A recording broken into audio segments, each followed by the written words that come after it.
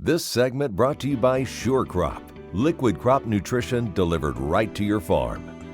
We're back. Let's go to Duane Toews, who is talking to Alfonzo Navarro with the Mexican consulate in Kansas City. Duane Toews joining once again on the program. An opportunity to catch up with Alfonzo Navarro Bernacci, head consul at the Mexican consulate in Kansas City, Missouri. Alfonso, talk a little bit about the consulate and the goals for having that located in the central part of the country. Yes, the Mexican consulate in Kansas City actually covers a consular district that encompasses both the state of Kansas and Missouri, as well as western Oklahoma. In that big area, it's almost the size of Spain, so it's a large territory where we, certainly part of our business is serving the Mexican communities living in different areas, from Liberal or Garden or Dodge City, all the way to Wyandotte County, and certainly also in other parts of Kansas City Metro. So that's part of our business, but certainly a very, very important activity is the one related to reaching out to relevant stakeholders, to members of the several industries that conduct business with Mexico, and certainly have Mexico as a top export market.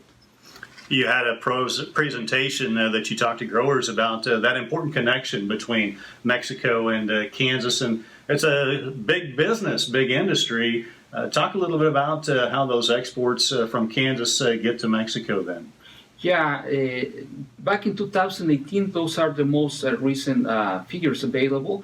Mexico became Kansas' top export market, with Kansas selling to Mexico more than $2 billion a year, and Mexico exporting almost $1 billion.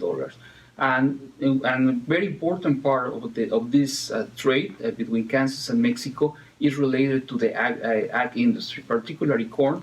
More than 90% of Kansas corn that is exported to the world go to Mexico, as well as pork, meat, and other agricultural products. So in dealing with this dynamic relationship, it's very important to have a close communication with the members of the industry, particularly now that the USMCA has been ratified.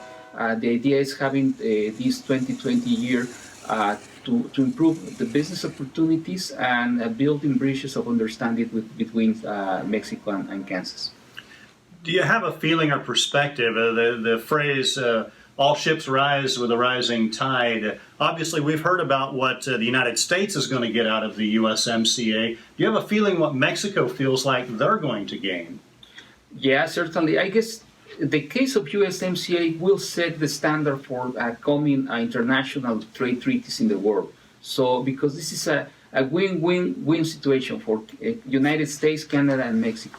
And in the case of Mexico, to answer your question, we basically got three very important topics for Mexico. We were able to negotiate a robust dispute resolution system that was a situation in which NAFTA was involved because we were not able to establish a proper dispute resolution system. So that would be the first. The second one is certainly get a very important enhancement of the labor right protections in Mexico. That was a commitment that Mexico was taking care of since 2017, but certainly under the USM negotiations, we were able to enhance those labor protections, particularly union democracy and other provisions. But now with this situation, we are also able to protect the rights of Mexican workers in the United States, and certainly Mexican workers in Canada, and workers of all North America, because the idea is having North America as the most competitive and the most integrated region of the world. And the third outcome is certainly being able to establish a more balanced systems in terms of biomedicine. That was also a pending issue during the first negotiation of USMCA. So those are the major